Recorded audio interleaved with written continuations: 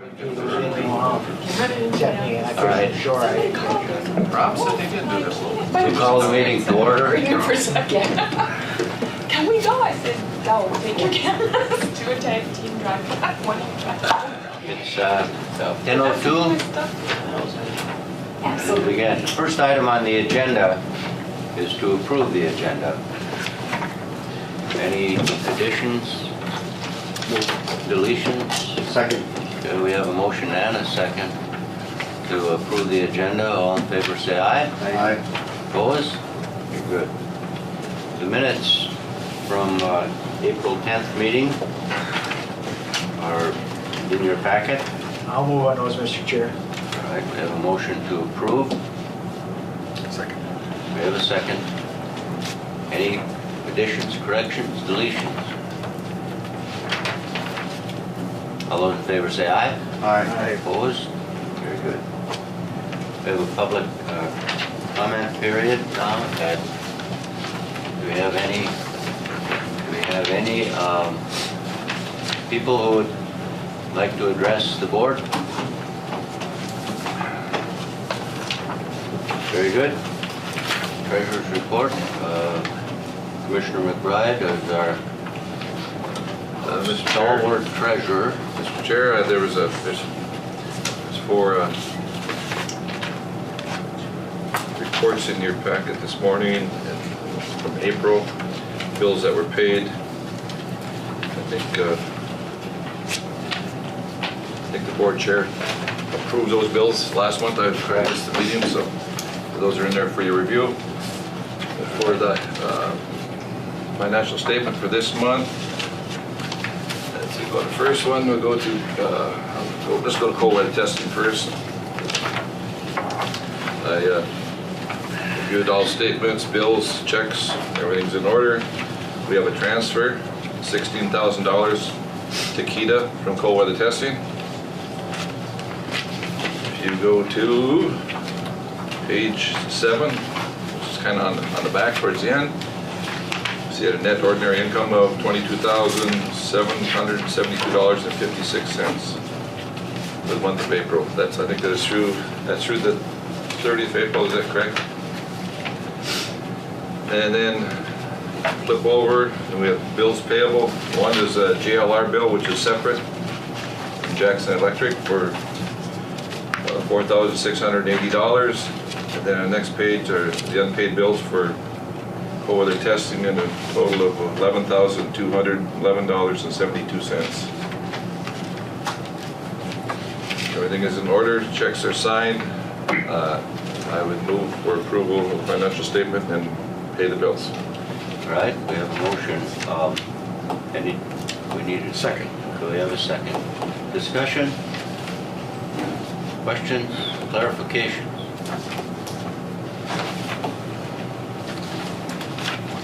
All right, all those in favor of approving the cold weather testing, treasurer's report, say aye. Aye. Opposed? Very good. Please continue. Okay, now secondly would be the April KEDA financial statement. There's no transfers, went through all bills, bank statements, checks. Everything is in order. You go to, where am I at here now? Okay, page 10. Profit loss for April. KDA has a net income of $9,555.75. And the next 2 pages you flip over are the bills payable. Reviewed all the bills, signed the checks, everything looks in order. Bills a total of $20,470.87. I would move the financial statement and the bills payable. All right, we have a motion by our treasurer. Do we have a second? Should we do this? I'll second it. Do we have a second? Figured I better check with Kyra to make sure we got. Any further discussion? Yes. Just one for me. Paul, just one that we looked at. I'm not, it's a small one, only for $50, but Iron Range Partnership for Sustainability. Thank you, I was going to raise that. What exactly is that? That's an event that's been going on for a number of years in the Iron Range, and it's growing to the point where Jenny attended it several years in a row, and it's made up of vendors from throughout the Iron Range. It's kind of got a green feel to it, but we bring our SBDC down there to raise awareness about the small business. Yeah, I saw the bill. It was from Green something or other for a table. Yeah. For, had a, There's a good audience there, even though some of it's outside the county, but our SBDC goes into cab in that area, so okay. it's a good Thank event. You still want to join Koochiching County? I think that's a great idea. Yes, Mayor Adams. Sure, Director Nevin, in the booth for the Little Fork Fair, is that for the upcoming fair? then? Yes, correct. Okay, so we Yep. will have a booth at the Yep. Little Fork Fair in 2017? Thank you. Gonna have a float in the Birchdale Parade too then? I think that would be a great idea. That's a problem. You're gonna have to synchronize those stoplights in Birchville because they hold the parade up. True. I just, Paul, at the fairs, and we also tout coal oil testing, correct? I mean, that's part of our, That's primarily for the SBDC. mostly it is? Yeah, and outreach on that, and just information on the services that are available. We don't man it fully, but So per se, there's not anything really in KETA or coal oil testing, it's more of SBDC. well, it's KETA and SBDC, yeah. It's mostly just, we have pamphlets and Right. information to hand Yeah. out. All right. Any other questions, clarifications? All those in favor say aye. Aye. Opposed? Very good. Next item on the agenda is the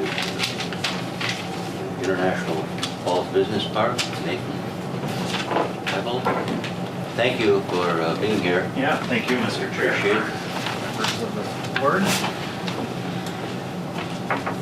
Yeah, so I was asked to come today to just give a little bit of background. There in the International Falls Business Park, surrounding the business park itself, there is a parcel of tax forfeited land that surrounds the business park on the north, east, and south sides.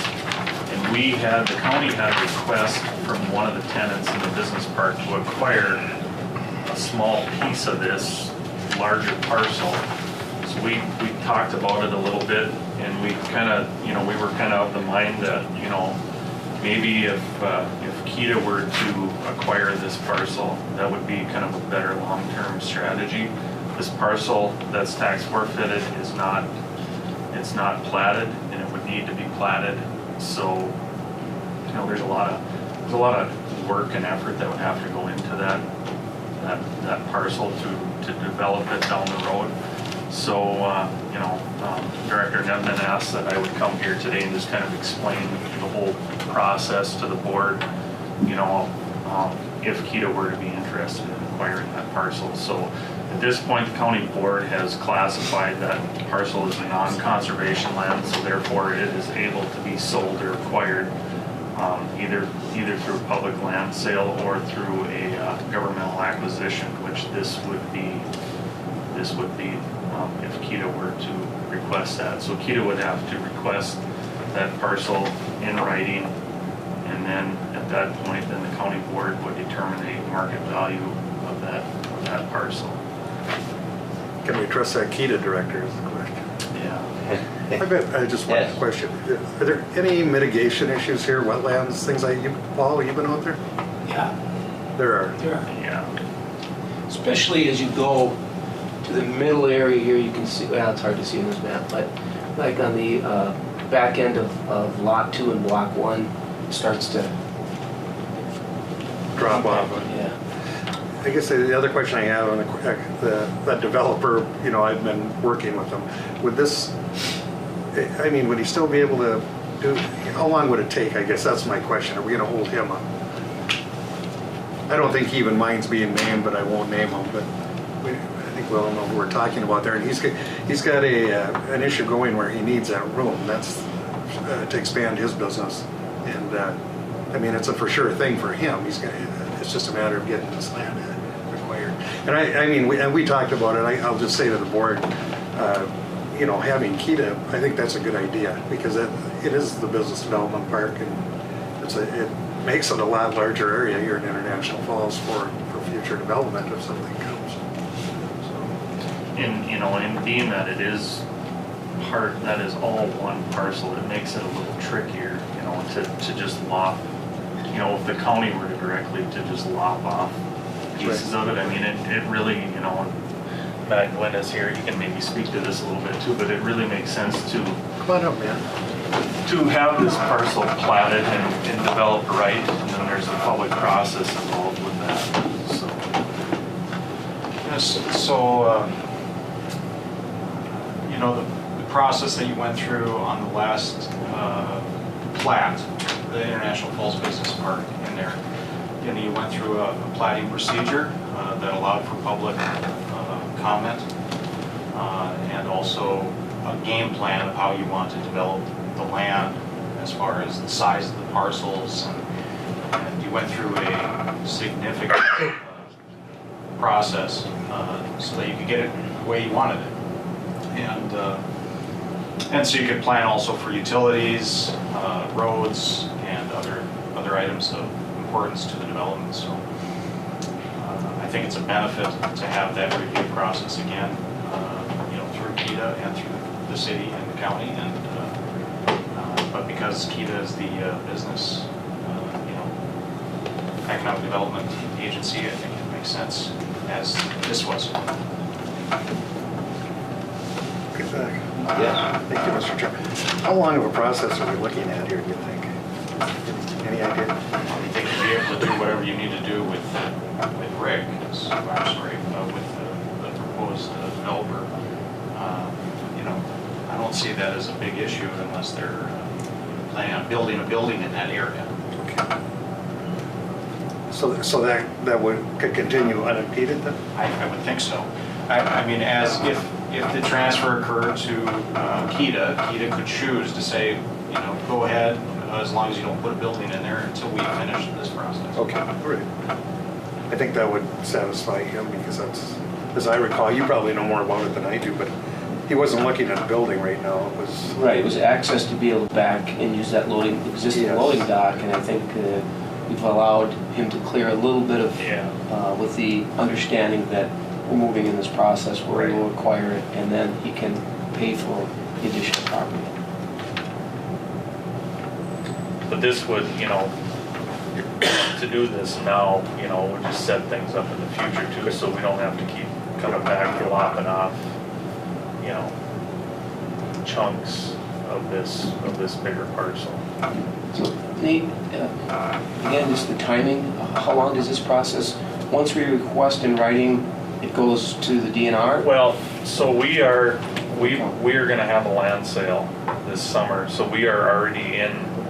So the county, we put together a list of tax forfeited lands that we classify it as non-conservation, so meaning that we can sell them or convey them or dispose of them.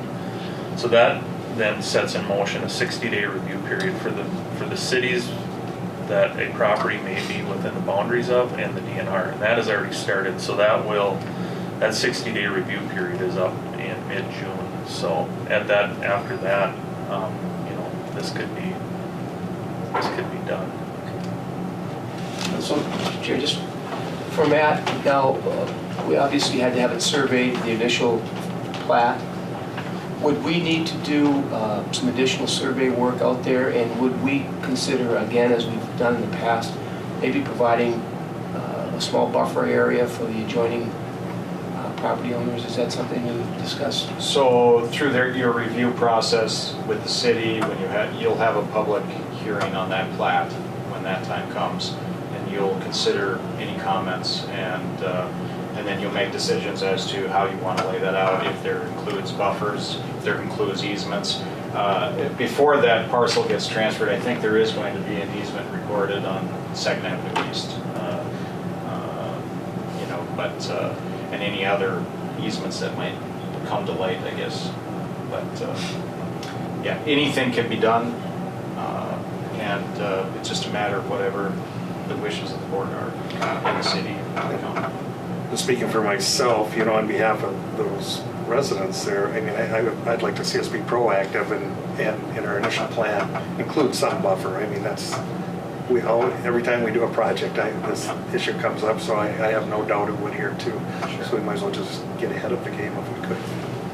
And it comes to uses too on the parcel. Again, you have zoning. Zoning controls what can be used.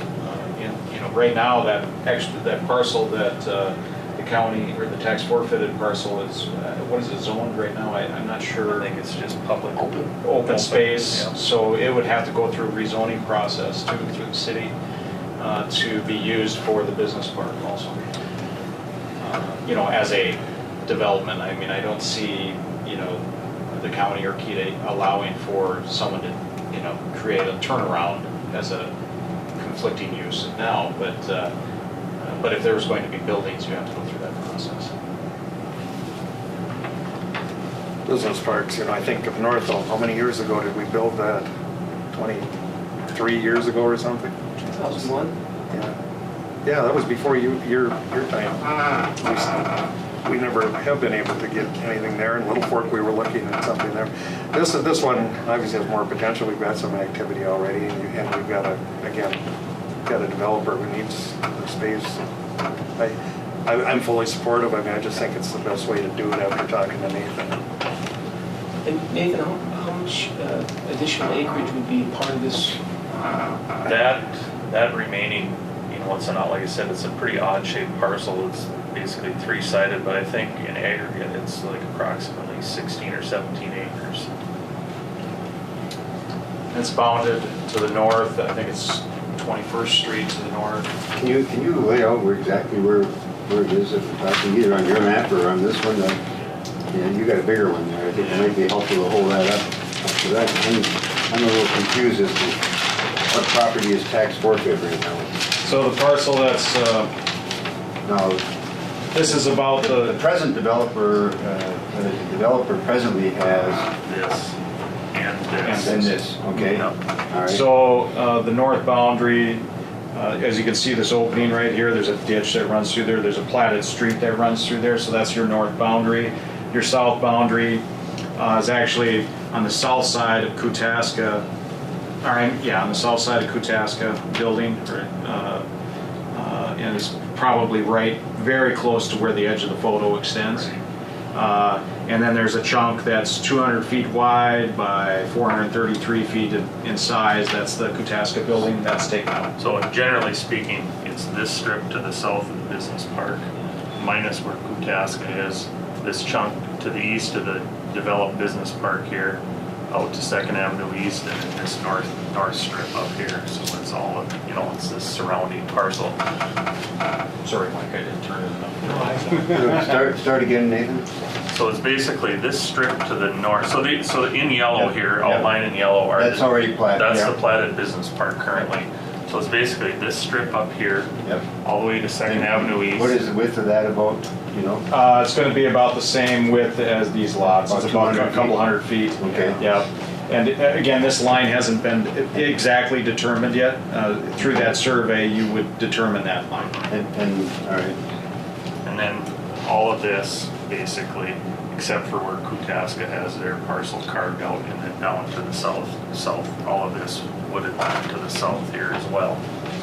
And so what Nathan was talking about, you know, kind of a lower area is up in this area right here. Okay. Which is, you know, that is surprising because we're at the top of the hill there. It just catches right there, and then eventually it flattens out, and you know, you have the baseball fields to the north, or softball, or little league fields to the north there, and the school. We're going to have an attachment to any agreement that no one ever comes to the county to mitigate all this flood. I'm just kidding. You know, you do have contour, you know, it is sloping, but of course there's pockets of wet stuff, you know, from time, you know, depending on the contour, you'll run into little spots that collect water, I guess. Well, that picture right behind Laurel, we're at the highest spot on the airport, and that's why we took that picture. Cost us $20,000 to mitigate 1 acre. Right. I mean, so I no doubt there's going to be wetland issues there. And I think the city, when they went through the business park planning process, did they mitigate all, or they didn't, they determined everything was good, they took care of everything, so every one of the lots that are within the city of International Falls Business Park They're cleared. are Yeah. ready to go. Yeah. And so that's just really a kind of a nice deal with those lots. And eventually, I mean, this whole parcel would be something that could be used and a benefit when the businesses, the demand creates, the activity, I guess. The other interesting, or the other question that, that I had originally is why wasn't that all part of the original conveyance or transaction when the business park was established, but the school actually It was a school. had it when Hollers. 361 had to Yeah. file that, because I live right across from that. Yeah. I know that was an issue when Koochiching was built. Yeah. That was on school. Became an issue here at the table too. So, So when you talk about a buffer, Mr. Chairman, Commissioner Pavel, when you talk about a buffer, are you talking about it up where the street, the platted street is, or where are you looking? Well, I would think certainly on 2nd Avenue East there, because you've got all those residential homes, and they're probably not going to be wanting to look at the business park. So just doing On the east end of the, Yep. so you want a buffer along in here, and what kind of size are you? What, you don't have 60 feet?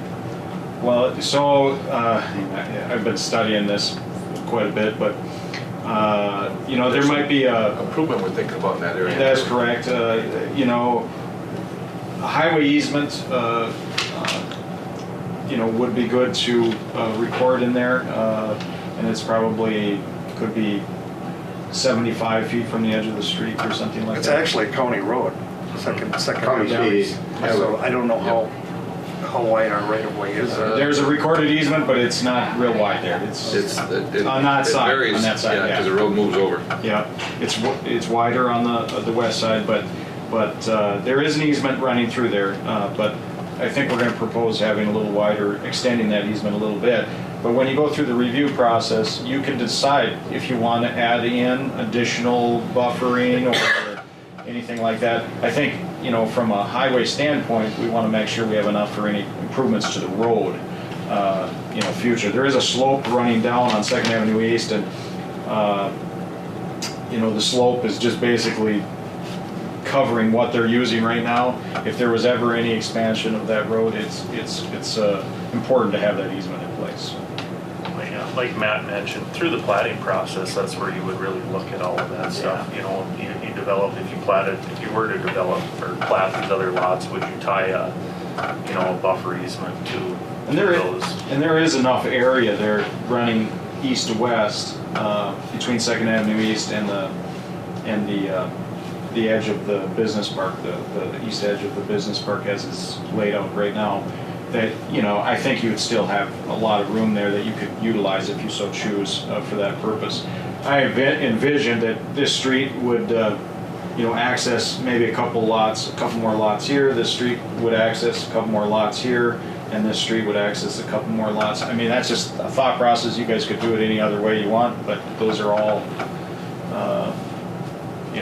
just ideas. So would, Mr. Chair, would KETA then put forth a plan for platting? Or I guess the first step is this land sale and KETA requesting?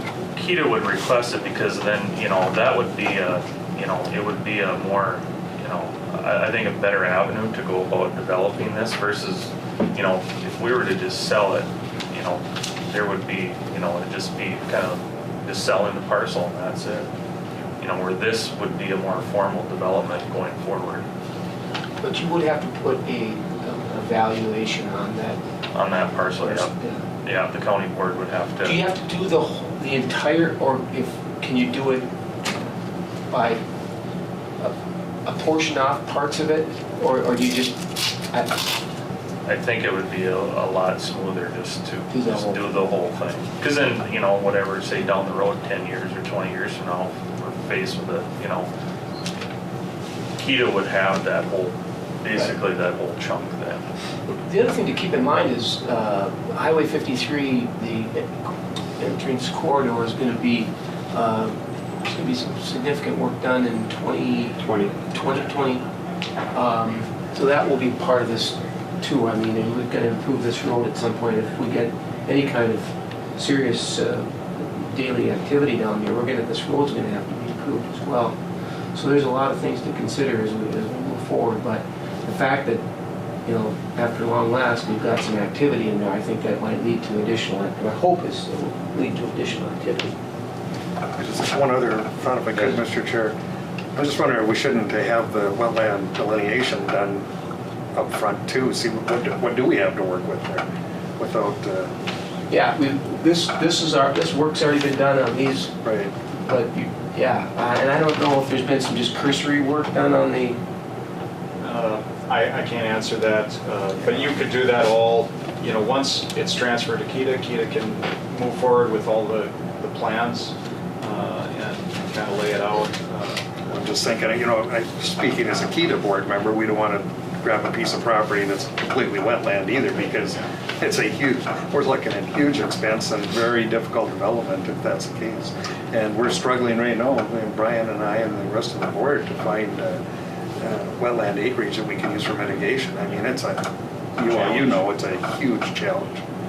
I think it would make sense in this particular case. There's a lot of good ground there. Yeah. Similar to what the rest of the business park is.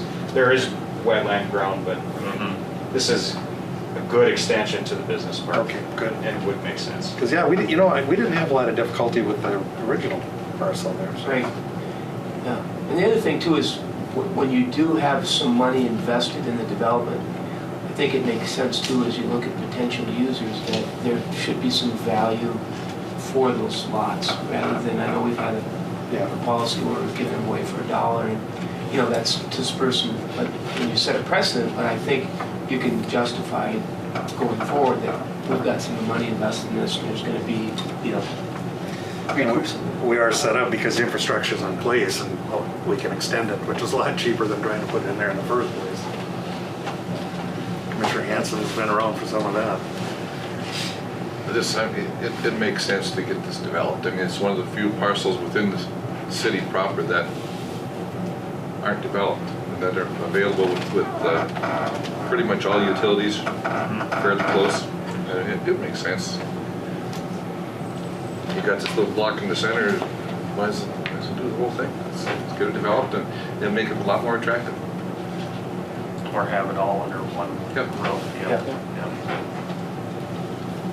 And you wouldn't have to, I mean, you could take it off. Once Kita receives the parcel, you could plat a certain section of it and not plat the remaining and just leave it for later, you know. But again, that's up to you, what you want to do. Well, we'll look to you and Paul for that advice when we get there, if we're going to do it. Well, so if I could, Mr. Chair, the next step then would be for, if we agree to do it, then we would have to write a formal letter of request to the county. To the county, okay. And then basically cite a written request, you know, and include the description of the proposed project or, you know, use of the land going forward, and then, you know, cite whatever statute or law or charter, you know, allows Kita to acquire. And you never know what those county commissioners are. So who would do the plat? Would it be Kita after? So are we looking for a motion for this action, is that correct? Or are we waiting for, to submit the letter? Yeah, I mean, and it's, you know, up to the other members too, because we just received the information. I'm more familiar with it because we've been working together, Nathan and the developer, and Paul's been involved, you know, and you guys are just hearing this, so it's totally up to the board. I mean, I'm comfortable moving forward, but on the other hand, we've just gotten the information, so if you guys wanted to wait and think about it. Yeah, and, you know, I guess I just would circle back to, you know, the city and the DNR still have time to comment on this as well. Yeah. So. Well, Mr. Chair, I think it makes a great deal of sense. I agree with Commissioner McBride. I think that certainly one of the areas that's open to be developed. At the other hand, I guess I'm thinking about the neighbors around there, and we've had other issues where we have brought forth proposals and it's brought concerns from the neighbors. And I'm just looking at 22nd Street there, Commissioner McBride. Would you see that being completed over to 2nd Avenue East, or would you prefer, being one of the residents in that area, not to have that open so you've got traffic going all the way through? Well, I think that would be up to any developer in the area, but personally, I would think that I'd prefer it be vacated. 22nd Street, terminated there at that portion. I don't know, Nathan and Matt, if that make it any more attractive not to have that street pushed through? Well, Or does it make it better for access to each side? I mean, certainly, if you are running trucks or vehicles through that street, you have several concerns there for sure, going to 2nd Avenue East. On the other hand, that's convenient, but I would think 2nd Avenue East being primarily residential, that you might want to do a T or some kind of turnaround and just develop the lots where their focus is towards Highway 53 instead of 2nd Avenue East. And, that would be what I would think would make sense. But I would believe that to Yeah. put 20, I live right there, I can't remember, I'm on 23, so that's 22nd. yeah. If 22nd pushing that through, I believe we would have some opposition if we ran that through. I would think so. Yeah. And there's a lot of traffic on 2nd Avenue East already, and there's a lot of heavy traffic now. That's why I was talking about being proactive, and we can eliminate a lot of the controversy. I always do in these deals? I put myself, if I were living there, I'd want that buffer, and I think they would too. And so if we come out from the beginning with those thoughts, that we're going to provide something for your security to it, we'll have an easier time getting us approved. If you platted it with the 22nd Street going east up to what the proposed easement would be, and it would end there. Right. Or you could just do the cul-de-sac right at where it's at right now, and have larger lots there on the backside. Yep. Bob, if I could, one question for Mayor Anderson. Whatever happened with the Highline situation, are they going to be eliminated as part of that project? I know there was a lot of discussion about that, but then the city took it over, and so the county stepped aside. But when we had first put together the plan, I always tell the story, they sent me to West Virginia, and I had a picture of the entrance to International Falls, looking right down the corridor here on this map. And it looked it looked nice, and we had a group there. No one got what was different. Well, what they had done, they had airbrushed out the telephone poles and the power lines, and it was unbelievable what a difference in appearance that made to that entrance. So, like we did at the airport as an experiment there, very very similar. Remember that one? So I didn't know whatever became of that. Do you know? Well, as Executive Director Nevin pointed out, the improvements for Highway 53, that gateway corridor coming into town, is planned for 2020, and the city's Public Works Committee has been meeting on that, and one of the areas of concern or we see opportunity is to move those power lines at least a block off of Highway 53 to help to make it a more pleasant entrance to the community. And so that certainly is in the works, but we're still trying to come up with figuring out the dollars and working with Minnesota Power to do that project. I always tell the story. I came back from that meeting and made this proposal as an idea. And Chuck Lepper said, "Oh my God, Wade went to the green side. Now he's an environmentalist." And Doug Grindle started calling me Yule Gibbons. But I couldn't believe the difference in appearance. So I mean, and they told me something out there. I actually did learn something from that park experience. Is that the consultant they had there said, we're talking about for your first appearance, your first time you see a community. First impression. You only get one chance at that first impression, exactly. And when you drive into International, I can see it doesn't look right. That's why that's when Brenda went along on the board for the airport project, because we wanted to set that as a demo. We took all the lines out of there. It made a big difference. And we've got the new airport there, so people getting off the airport, they come in and go into town that way. So, just a thought, anyway, just wanna, I didn't know where that was, but it looks like you're looking at it, I appreciate We it. are working towards that end. Good. So how would you like to move forward? Well, Mr. Chair, I would move that the executive director be empowered to send a letter to Koochiching County requesting the land that has been designated as a business park, and requesting that that land be turned over to the Koochiching Economic Development Authority for continued plating of that area. Okay. I'll second it with the understanding we don't put a road right to Brian's house there through the woods. Can't make it mine. Sarah, you've got that all in pretty much. Do we have a second? Second. Second. Further discussion? All in favor, say aye. Aye. Opposed? Very good. Thank you, Nathan. Thank you. Yeah, Thank thanks, you, Nate. thanks to both of Thank you you, guys. Matt. Getting us together. Appreciate your time, good work. And I'll be working with him specifically. Enjoy the last and right day on there. Yeah, just looking Right, we need to go to the range. We included that public vote spin on it. Well, that'd be part of the process. That'd be part of the Yeah, process. yeah. After we get there, after we get it approved, that we set up a public hearing. Because we're not, The county would have to do that, right? yeah, we're not approving the whole deal. No, we're We're just just making moving requests. it forward. Yeah, we're just making a request, so then we have to take it and have, I would think somebody lay out a Some plat, sort of plan, yeah. a proposed plat that we can turn back here. And then, And I don't know if that can happen simultaneously as we've got the letter in, because, I mean, I would think the county board is going to look favorable upon this. So I would think, to cut down the timeline, I thought, heard your concern about that, that maybe we ought to empower the director to secure someone to start drawing a proposed, because it may go through a couple of iterations before we're completed. even a rough sketch may help at the county board, because then the public's gonna see it. Yeah, You want to make that motion to sure, I'll move on that. have the executive director empowered to secure a proposed plat for the area that is being requested?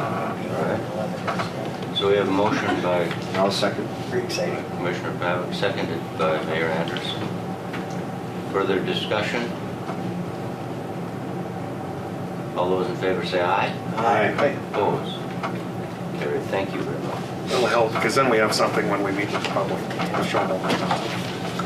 All right, Director Nevin. If I could, Mr. Chair, just one addendum to the discussion about the business park. As you recall, we agreed to convey this lot 1 and block 2 to Mr. Roach Enterprises for a project.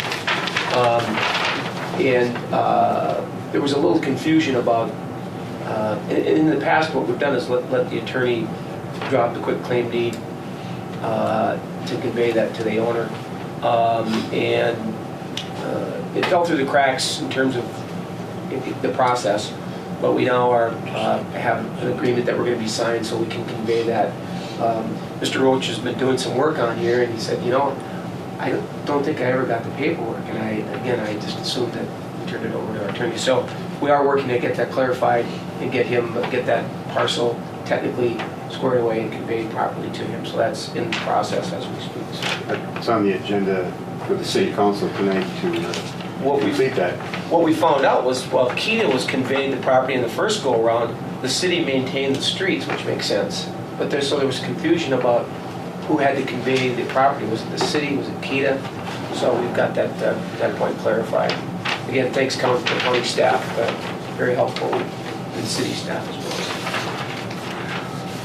Okay, if I could, number one, I want to thank Jerry Struess for his facilitation in our planning meeting. I thought it was really good. Talked to a number of board members that felt the same, and he does a great job, and I think it was a worthwhile exercise to go through.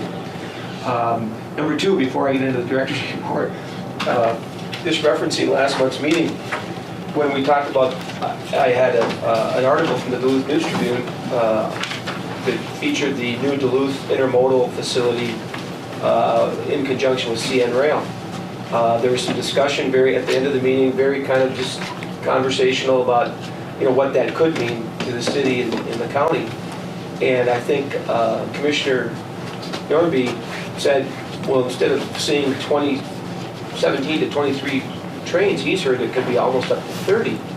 Well, when that report was written in the paper, it made it sound like there's going to be 30 more trains on top of the existing.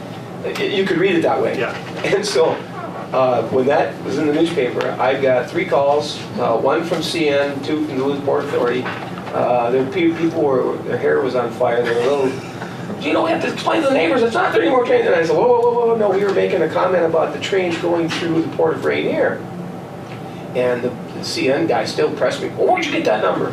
And I said, it's based on just projections, but he said, well, just be careful, you can't be throwing it, and it's a reminder that they're very hypersensitive about these things. So it was, anyway, I just thought I'd share that because it was kind of funny. I think the Journal got a couple calls too. Was it, Lots of emails. was it Kevin Susie? It was, I believe, Patrick, my buddy Patrick. Oh, yes. He's got a replacement now too. Kevin.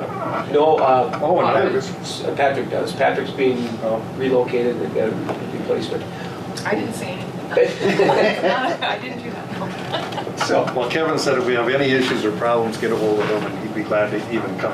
He's out in Washington now, but he's still in charge of this district. well, Patrick's replacement is based out of suburban Chicago, and he is planning on coming up. Okay. This was one of his first acts, was to call me in. Yeah. But he sounded, anyway, so he'll be coming up and... Well, let him know who's boss. A couple of things I wanted to touch on today. We'll start with the data center and Granite Digital. They continue to work with financing and property acquisition in support of the project. So they are working with their finance group, and they're working with the county. As part of that, by statute, the county has to develop a business subsidy policy and agreement related to the project. We had an opportunity to sit down and an attorney and talk through that process, and the public hearing is scheduled to adopt the business subsidy agreement. I think that's June 13th, and that will be a county function. So, but talking to Joe and his team, the hope is still to have funding in place fairly soon here, and then get HP on the ground, and that will be, I think, a significant date to get that financing and get those folks on the ground. COLA testing, and inform folks that we learned earlier this month we were awarded a DEED grant, the Innovative Business Development Public Infrastructure, as part of the funding for the next JLR coal box. As you recall, we were asking the state to participate as a partner in a third, and the other 2/3, 1/3 city, 1/3 county, 1/3 DEED. And I just got to say too, again, folks down at DEED have been terrific about making sure that we've got everything properly in place, and kind of helping us put that together and making a real strong case. And so I want to thank those folks and thank the city and county. But it's worked out well, and I think Mayor Anderson, you might recall when they did the Commissioner on Wheels tour last summer, they stopped and talked to PCA, but they also stopped at the airport and talked about the terminal and bonding. And they just happened to stop at the coal test facility, and I thought they were going to be there for 2 minutes. They stuck around for some time, and I think that made a big impression on them, and they saw the importance of it to what we're doing up here. So anyway, we'll continue to work on that with Mark Meester, who's an engineer for the project. You have to have an engineer to sign off, and he's been great. He was involved in the last coal box, as well as Tim Jackson, working with getting some quotes, and then we'll go to bid, go through that whole public process. But our hope is to get it constructed, commissioned, and ready to go by November. We think we have enough lead time, so the timing has worked out well. And as part of that too, we'll need to work, we'll continue to work with Jaguar Land Rover on extending the current lease to cover the 5-year commitment, and they've sent a letter of commitment as part of the grant application, so their plans are to continue moving along here. And just to let you know too, they continue to run vehicles, as I stated in the past. We did see them right through the end of June, which is terrific. And as we do every year, we've got a number of projects out at the test facility that we do in the summertime, so we've begun a number of those in support of not only Jaguar, but the rest of our customers and the facility itself. So that's underway. Under miscellaneous here, I just wanted to reference that we're in the process of updating, refreshing our website with Big Fish Digital. It's been a kind of a slow process, but we're not drastically rebuilding it. We're just refreshing it, making it a little bit more visual, a little less heavy on content. But I kind of like where we're at with that. Also, our latest e-newsletter just went out earlier this month. And under media, Care 11 TV was up here to cover some, actually a couple of stories, including the Super Bowl committee's donation to local playground for pennies. But while they were here, they made some inquiries about the current economy here in light of PCA and Boise layoffs earlier, and so I know they interviewed a number of folks, and that aired last Thursday in Twin Cities Market. I think a link was sent out, and I've got that link that recaps it. It's funny, I talked with her, the reporter, for about an hour, and I think about 7 seconds of that interview actually made it to. But it was a good opportunity, and we got some pretty good feedback from folks out in the Twin Cities Market. As well, and I included this in here, a reporter from MinPost, it's a publication, interviewed me regarding the projections by the State Demographer's Office on projected loss of population in the county. What's interesting is the projections, and they're just projections based on birth rates and out-migration. We're going to lose population at about the same rate as we have for the last 35 years. But what's a little alarming, and I put this in your packets, is that by 2035, we're projected to be under 10,000 souls here in the county, which is a little alarming. But Mike, how old are you going to be in 2050? Well, he's going to be 110. So Makes you 111. I'll be 111. Just babies. Well, I'm pretty excited about it. I can come to town and not get elbowed around. But it's interesting. I share both these media pieces. I think there's a real interest in right now in Minnesota between rural and metro, and when they see things like this, I think they kind of want to play that up a little bit about what our rural areas doing to push back on this shrinking population. I know we've had this discussion many times around this table since I've been here about what we do and what we're trying to do. It's a challenge, and it will continue to be a challenge to stem that outflow. Well, if I could, I'm sure these projections don't include possibilities.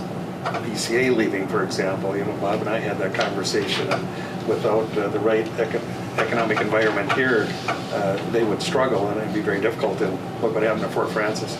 Carol and I drive over there because we got the properties, and they let that mill. They didn't heat it last year, so my guess is that'll be coming down. Although that gold mine has really taken off, so that's been a shot in the arm for their economy. You just don't know what the future holds, so these projections could be even worse, is what I'm saying, if we were to lose a big employer. On the other hand, they could be better too. Projections are made from history and trends, and that can change in an instant. Paul, do you get the weekly MinPost publications? Electronic? Electronic, yeah. If anybody doesn't get it, they cover the rural area quite completely. the whole state. Just a couple other things quickly. Matt Gwynn and I went down to the North Home City Council first part of the month here to present a little bit of information on the industrial park. The mayor there is new and had requested just some background to understand where they're at. And so it was a good exercise to go down and explain some of the history. Who's the new mayor? Bob Zimmer. Okay. Younger guy? A little older. Okay. But so that was good, and I thank again Matt, who brings a lot of experience and history. And he also brought he found a corner marker from 1898 when they were redoing the road down there, and it's still intact, which is pretty interesting how they, the history. It was buried under the ground, so Yeah, I can't remember how many feet, but piece of cedar, and it held up good. Wow. That's amazing. yeah. Yeah, they weren't using iron in those days, right? It was all done in wood. Also, too, I wanted to add that Rainy River Healthcare Initiative, and this group in the city and county have been partners in that initiative. The enrollment the numbers look real strong for next year, especially in 2 of the cohorts. So I think that's, it looks real solid at this point. And I'd like to invite either the new provost, Bill Mackey, and Brad Carasway to one of our upcoming meetings to talk about some of the things that are happening at Rainy River. But the plan is to hire a provost this summer. And we did have a chance to visit with the interim chancellor for the Minsky system last week. And I just included the border crossing numbers again because of last month's conversation on the increase that we're going to be seeing here throughout the days ahead. And a lot of things happening here too in terms of the overpass, what's going to happen in Rainier, additional siding possibly. There's a lot of things that are going to be happening in and around the rail, so we'll be monitoring that closely. It's interesting, I was coming back from the range on Friday, and I think I counted 8 trains in that short period, going down and coming back. Anyway, with that, I would answer any questions you may have. Yes, sir. Sure, I guess speaking to the crossings on trains, and it seemed to me that the bottom graph on trains would be less important because it doesn't tell you the length of the trains, which I think They have changed dramatically. Right, and so I think that the top one is certainly more indicative of what kind of traffic you've got going through. More than doubled since These 2000. numbers don't seem right. Like 16, saying 3,700 trains. Is that crossing into the U.S. or is that going both ways? That's entry, it's coming into the That's only one way, so you essentially double that for traffic going both ways. It's how much, we get these from the Bureau of Transportation Statistics, it's the government So site. that's just entry into the U.S., not entry, exit the U.S. Because I know they're saying, if you divide that out, that's, 11, 12, 13 trains a day. Well, we don't want to say how many there is because we may get a phone call. But yeah, there's almost that many going the other way too. Right, exactly, good point about the length of the trains as well. Yes, and they're another, Well, yeah, if you double 2016 based on containers, yeah, just look at the containers. that's over 1 million. My constituents and Brian's, they live right there. And so I just have to throw in a compliment for the county board, but especially Joe Sutherland went to work and got that quiet zone established, and that is no easy task. And he deserves a lot of credit for that. And I know they certainly appreciate it in Rainier because they're not laying on the whistle anymore like they were required to before. So these are amazing statistics. Yeah. Appreciate that. And the snowbirds are coming back to the area and had a chance to visit with several of them about, they said, boy, that little road there, that chapel there that cuts across that overpass, boy, they really did that nice with the berms and the trees. Yeah. And That was I said, true. yeah, it's You can't believe how many compliments I get on that, and how much it's used. Yeah. The school bus and drivers are using it now for that route, so yeah. Everything worked out real well, so those are big improvements for And just one last thing on the trains, that the chamber, the Falls Chamber had their recent gala, and CN was a sponsor as part of the chamber member here, and they had 2 representatives. I had a chance to introduce myself to them. And so they're part of the, that's wise on their part to be part of the community. And, They seem to be more and more active. It's a good thing. got a good new director there, right? Tricia? And the talking in the chamber here? Yes. yes. Yeah. So she'll put her energy into it. Well, Mr. Yes, Chair, I guess Mayor. continuing on the discussion here with regard to, this very definitely shows the economic impact that rail service and CN has on this entire area. Certainly very, very important to the economy of this community and the greater International Falls area. As well, to your point about the quiet zone, I know that the town of Fort Francis is working towards securing a quiet zone. I believe it's the crossing that goes to the airport. Yep.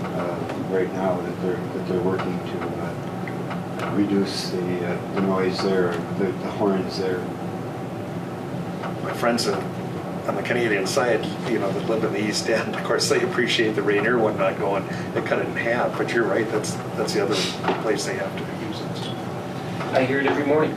Yes. Yeah. Oh yeah, many times during the night. Any further questions, comments for Director Nevinen? Thank you, Bob. Let's move on to city and county updates.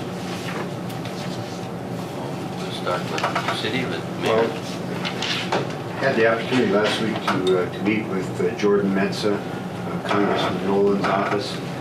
Had met with him a month ago in April and talked to him about the concerns we had in dealing with the Army Corps of Engineers and their, what I would call, moving target on wetland mitigation and how challenging it is for the city, but it's even more challenging for the county. And to try to we're purchasing land. We believe under the almost ridiculous numbers that for every 8 acres that you have, you might get one credit. And so if you went and purchased a sizable piece of property, you could say, well, we're going to get so many credits. No, because the 8 only means something in some cases, and pretty soon you're getting half of the credits that you thought you were getting and spending the money, and that's why the costs are running between $12,000 and $20,000 for every credit. And so I asked the Jordan to take to the congressman our concern, and so he came back in this meeting last week and said that understood our concern for some wetland relief in the city and extending that to the county. And his hope is that the congressman is going to be able to have some type of a forum here within the next couple of months. And one of the items would certainly be focused on wetland relief. Well, there's no formula, as I understand it. Well, there's a formula, but it doesn't mean anything. It's very complicated. Well, who makes the decisions as to when you apply the formula or not, or whatever? You have Army Corps, you have Bowser. Yes. And it's you don't know how many credits you're going to get until they actually do the delineation. They've got to go in, they study what quality and type of wetlands are. I think we're up to, used to be 8 types, I think they're up to 12 now, if you can imagine that. And to International Falls and the rest of this county, this Koochiching County has the largest county repository of wetlands in the entire nation, other than Alaska where they have those big burrows. And so everything we do, we're going to be penalized because we're not getting money to mitigate wetlands for projects. And yet everything we do, whether it be a road project, Brian and I, we sit here and deal with this week after week. I mean, it's constant. And that's why I was talking about it's getting so hard and expensive to get these credits. And there's not even a lot available. So it's. I don't mean to step in on what the mayor's saying, but years ago when Commissioner Hanson and Commissioner Pavlik and my brother were on the board, and I was in the late 90s, and he was telling me about Bowser and how awful was the deal. It's just, it was back in the 90s you couldn't even deal. And I said, if I were you guys, I'd fire that guy. He goes, who? And I said, Bowser. I didn't know that. Well, Mr. Chairman, it seems as though we're chasing something here all the time. I mean, for a period of time, we learned that the type of wetland that they saw was most important was white cedar. So the city found a piece of land in Lake of the Woods County and making a purchase because it's got a lot of white cedar. But it's not all white cedar. There's some that isn't white cedar, and so they're going through and measuring exactly how much white cedar covers this. I mean, if white cedar covers 2/3 or 3/4, it would seem to me that that would be enough to declare it, you know, a wetland that's valuable to preserve. We're working on one in my southern part of my district by Nut Lake, and it's been, ever since you've been here, way back, I think when, about the time you started, we knew we're needing wetlands in the future, so that became, and I think that's white cedar, isn't it, Mike, as I recall? Yep. And to this day, we have not completed it. I mean, that's how long it takes. It's just to give you an idea, it's crazy. This is white cedar, the best you're going to get is 8-to-1. That's right. That's the best. They don't consider it as being prime delineated land. It's marginal. Yeah, I could, if every landowner in Cooch County had to go through this process, there would be a greater outrage. But I mean, I looked at that, listened to the discussion about Van Linn extension, or looking at some of those wells. Yeah. I mean, it's going to be one of the huge costs is wetlands piece of it. I mean, it's a big number. Close to $1 million. And it seems to me, you're right, Mayor, that it's I don't say it's arbitrary, but the targets keep moving, and it depends on, and whose interpretation are you going to, and so, and it's a process without end. I think that was Richard Leighton used that statement. It's a process without end. It just goes on. What's the biggest impediment to development in this county is wetlands, because we run into it with almost everything we do. We just discussed with the business part. If you didn't have the wetlands, I have no doubt that would have been developed by now.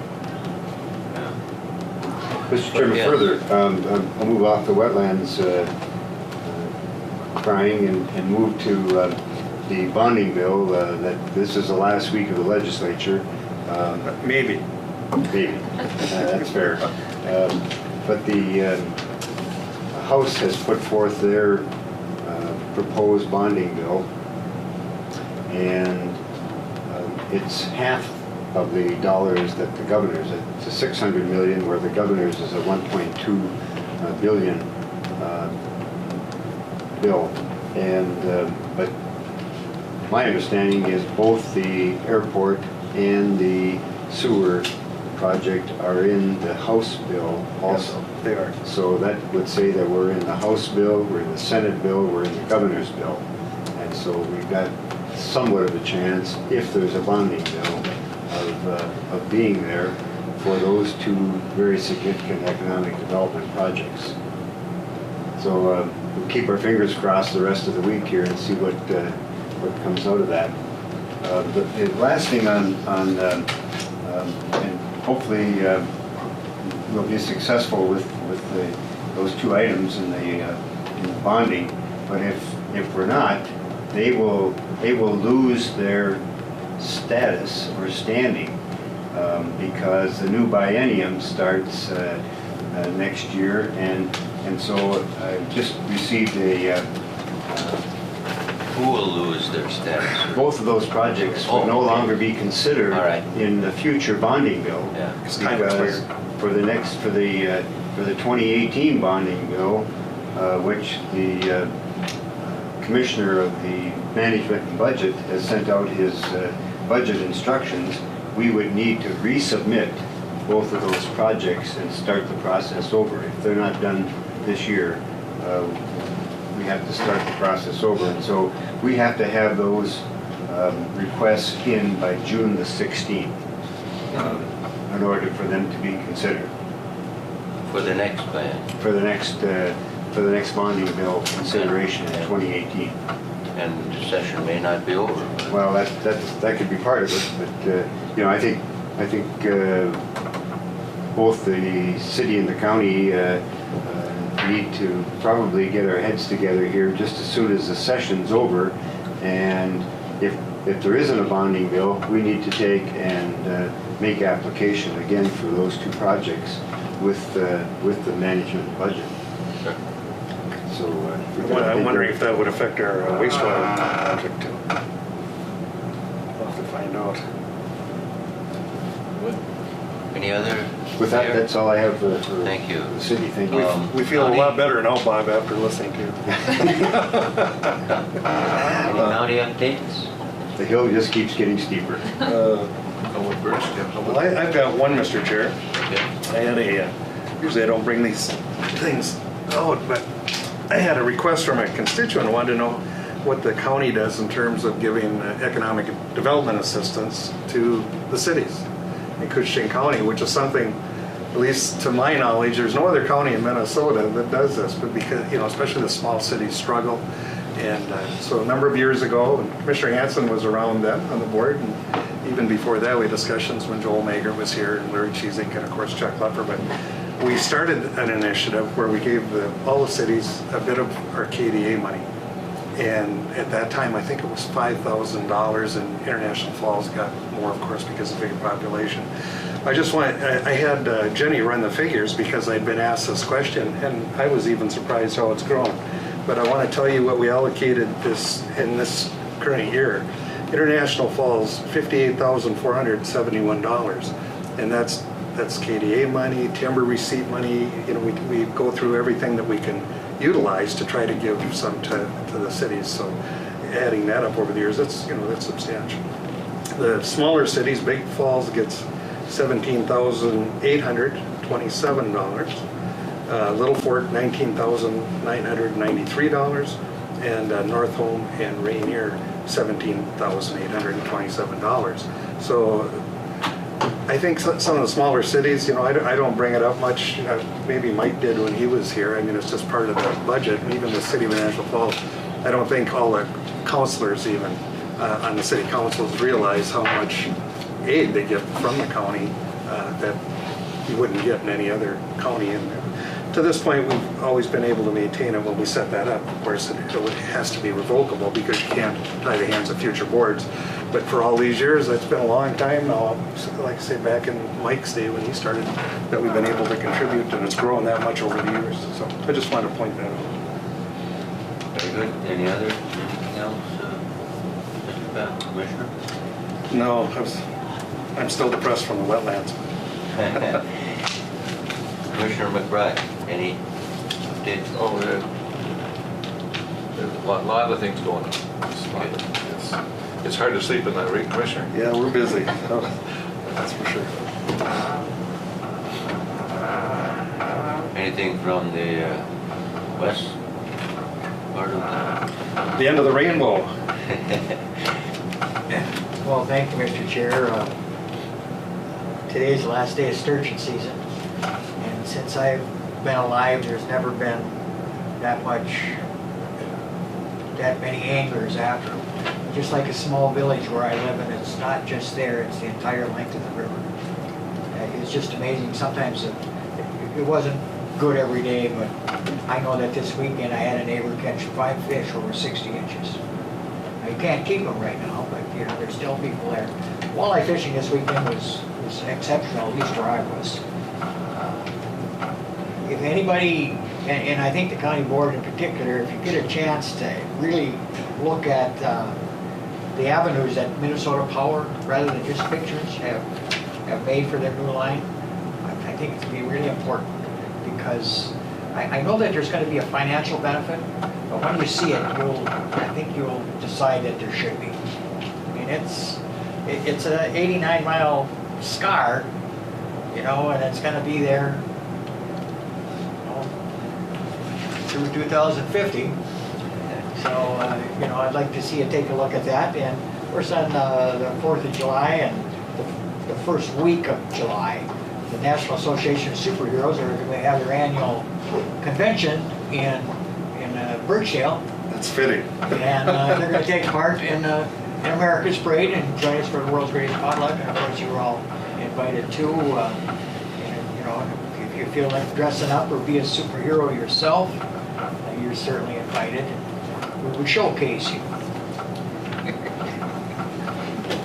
There's a whole bunch of deer having fawns too right now. Important enough. You think Elvis may appear? I don't know about that, but I've been told that there, you know, Birchill Bullet Boy is going to be there.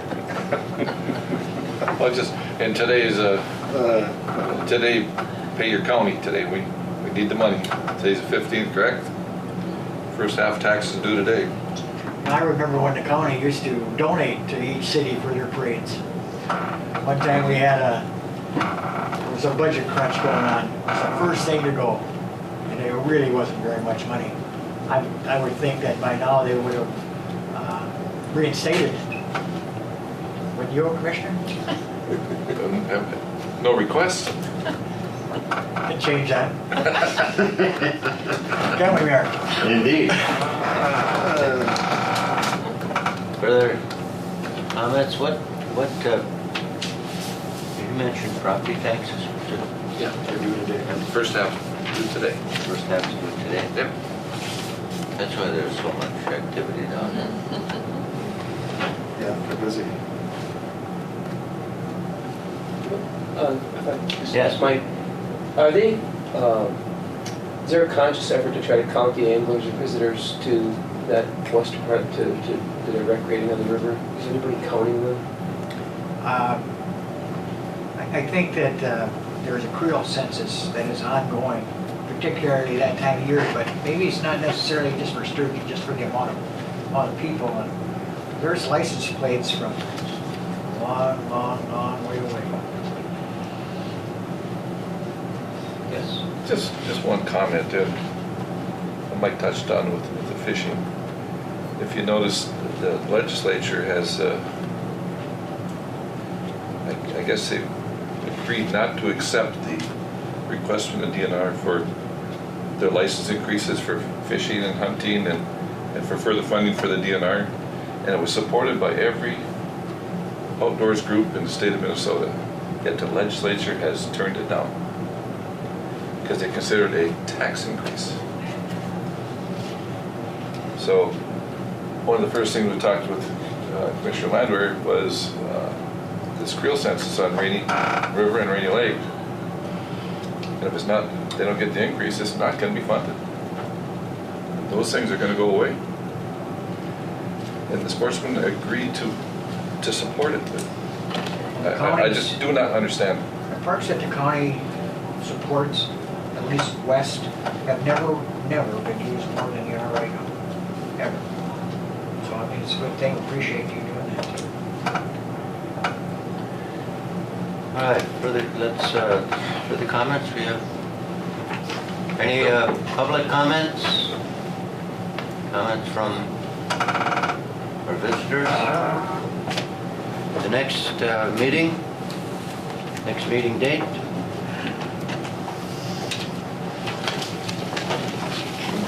19th, is that what 19th looks fine for me. City? that's the right one? The third- 19th, third 10 Monday? o'clock? Monday. I'm gone that day. Friday? I will be gone that day. Okay. That means our directors can't function. Paul, can you take notes? Minutes. No, we can certainly. Do we want to change the date?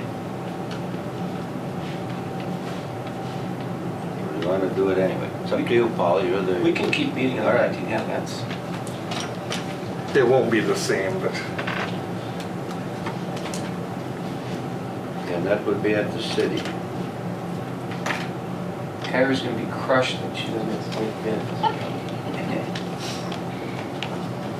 10 o'clock. Thank you very much.